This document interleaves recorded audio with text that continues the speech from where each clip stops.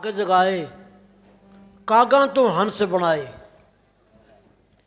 एक कहानी बड़ी तकड़ी और बड़ी प्यार और दर्द भरी कहानी है।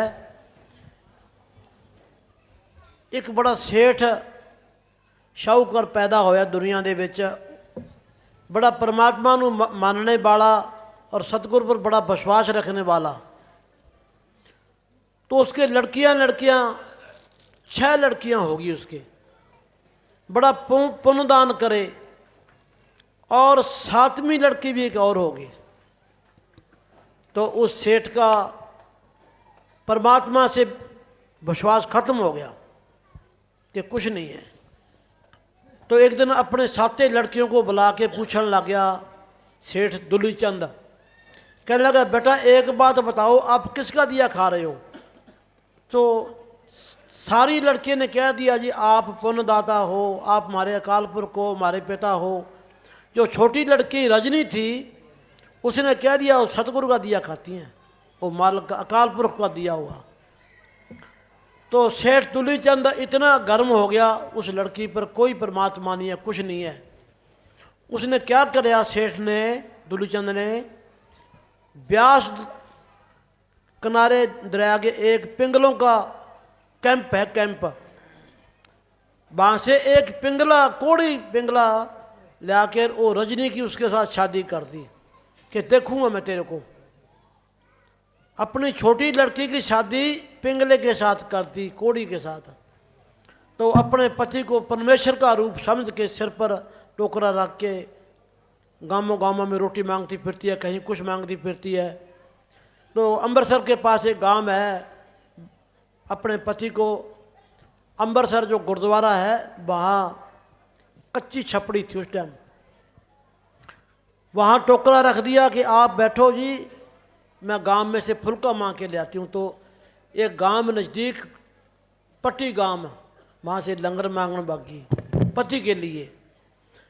तो क्या हुआ, इन्होंने क्या कि रजनी दे भाग जगाए कागों से हंस बनाए।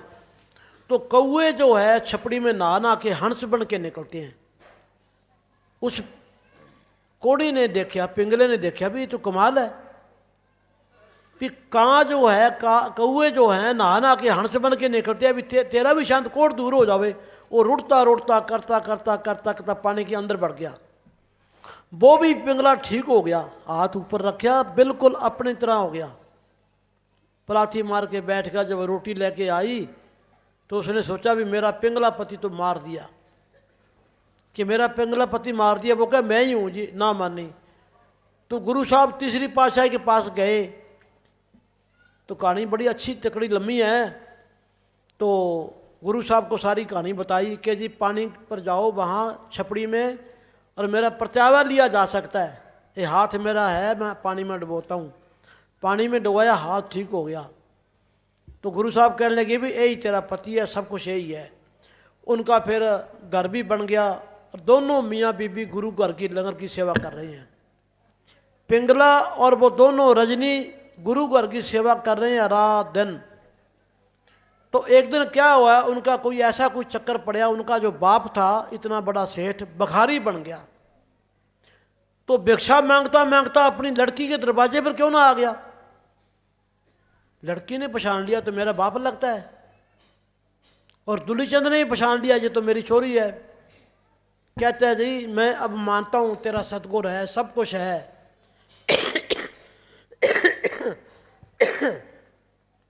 किसी हेर फेर के ज़माने से मैं देखो भिखारी बन गया। कहते हैं ना कि राजे को भिखारी बना दे तो भिखारी को राजा बना दे, उसकी रजा होती है। तो वो शब्द गाया है कि रजनी दे सुते हुए भाग जगाते कौओं से हंस बनाते। देखो ये कहानी बहुत आपने सुनी भी होनी है काफ़ी प्रेमियों ने इस रजनी की।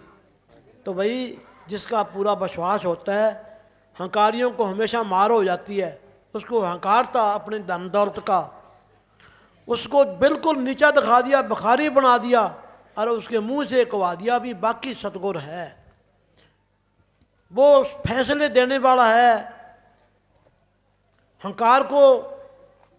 हंकारियों को सीधे करने वाला है। देखो हमेशा अहंकार का पालड़ा डूबता है कि ऊंचे पानी ना डिगे नीचे ही ठहराए, ऊंचा हो सो प्यासा जाए, नीचा हो सो भर पिए, ऊंचा प्यासा जाए। तो सतगुरु की जो रहमत है, दीनता, निम्रता उनकी हृदय में जाती है। हाँ जी।